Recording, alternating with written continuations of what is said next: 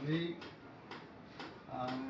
পদাৰ্থ বিজ্ঞান বিশেষকৈ বিজ্ঞানৰ কথাবোৰ আমি যেতিয়া শ্ৰেণীকোঠালৈ যাওঁ তেতিয়া আমি সকলোৱে জানো যে বিজ্ঞান সদায় হাতে কামে কৰি শিকা এটা বিষয়।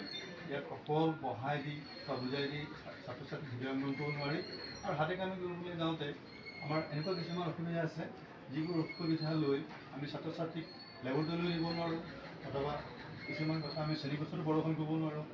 এই গোটেই অভাৱখিনি আমি অনুভৱ কৰিছিলোঁ আৰু অনুভৱ কৰি এটা সঁজুলি সৃষ্টি কৰিব পাৰে নেকি সেই কথাটো চিন্তা চৰ্চা কৰিছিলোঁ। চিন্তা চৰ্চা কৰাৰ ফলস্বৰূপে জন্ম হৈছিল আমাৰ এইটো মোবাইল লেব নাম দিছোঁ। আৰু ইয়াক আমি প্ৰস্তুত কৰিছিলোঁ 2017 চনত। সেই সময়ত আমাৰ অধ্যক্ষ মহোদয়ে মোক যথেষ্ট প্ৰেৰণা যোগাইছিলে, সেইবাবে তেখেতৰ নামটো ইয়াত মই সন্নিৱিষ্ট কৰি ৰাখিছোঁ। যি কি নহওক, আমি এই সঁজুলিটো এনেকৈ প্ৰস্তুত কৰিছোঁ যাতে আমি পদাৰ্থ বিজ্ঞানৰ আমাৰ হাইস্কুল লেভেলৰ গোটেইকেইটা শ্ৰেণীৰ সকলোখিনি পৰীক্ষা আমি ইয়াত সকলো আমি কৰিব পাৰোঁ।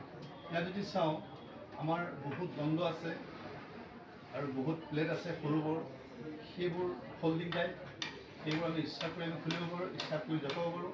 আমাৰ যিটো পৰীক্ষাৰ কাৰণে আমাৰ যিটো সঁজুলি দৰকাৰ, যিখন প্লেট দৰকাৰ, যিখন টেবুল দৰকাৰ, সেই টেবুলখন আমি খুলি ল'ব পাৰোঁ।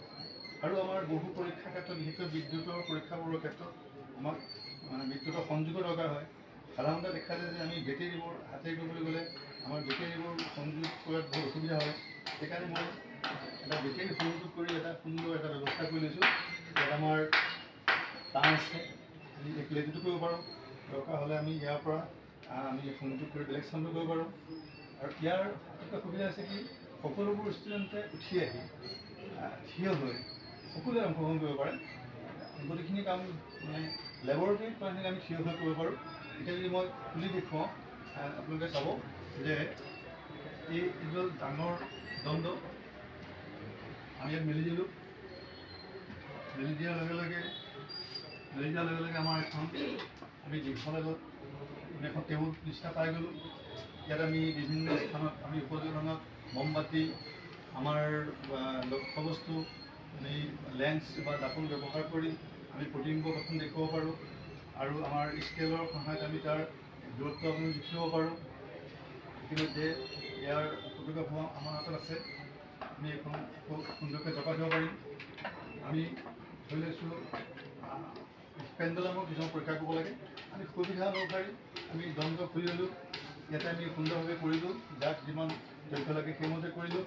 আমাৰ আকৌ আমি এইটো জপাই থ'লোঁ। আমাৰ কিছুমান ইয়াতে বহুত প্লেট আছে, মই দেখুৱাই দিছিলোঁ। আমি সকলো পাত্ৰত ব্যৱহাৰ কৰিব পাৰোঁ। এই প্লেটবোৰ ডাঙৰ সৰু প্লেট আছে, এইবোৰ আমাৰ হাতত প্লেট আছে। এখন প্লেট এখন টেবুল হৈ গ'ল। টেবুলখন আমাৰ এটা চাফিচিয়েণ্ট জোখৰ এখন টেবুল হ'ল। ইয়াত থৈ আমি পৰীক্ষা আমি কৰিম, বিদ্যুতৰ পৰীক্ষাবোৰ কৰিম, গতি পৰীক্ষাবোৰ কৰিম, শব্দৰ পৰীক্ষাবোৰ কৰিম। আৰু আমি তাক দৰকাৰ অনুপাতে আকৌ আমি সজাই থ'লোঁ, আমি আপোনালোকে সামৰি থৈ দিলোঁ। আৰু এইটো আমি মোবাইল লেব এটাৰ নাম দিছোঁ, যে মোবাইল লেবৰেটৰী। কিয়নো আমি ইয়াত ইচ্ছা অনুযায়ী আমি সকলো ক্লাছলৈ আমি লৈ যাব পাৰোঁ। আমি ক্লাছতেই আমি পৰীক্ষাবোৰ কৰিব পাৰোঁ। সকলো ছাত্ৰ ছাত্ৰীয়ে ইয়াত অংশগ্ৰহণ কৰিব পাৰে সুবিধাজনকভাৱে। আৰু মই নিজে ব্যৱহাৰ কৰি মই পাইছোঁ যে এইটো ছাত্ৰ ছাত্ৰীৰ ক্ষেত্ৰত বহুত উপযোগী হৈছে। ছাত্ৰ ছাত্ৰীয়ে অংশগ্ৰহণ কৰি ভাল পায়। আৰু মই ভাবোঁ ই আমাৰ গোটেইখিনি পদাৰ্থ বিজ্ঞানৰ পৰীক্ষা আমাক সুবিধা হৈ আছে।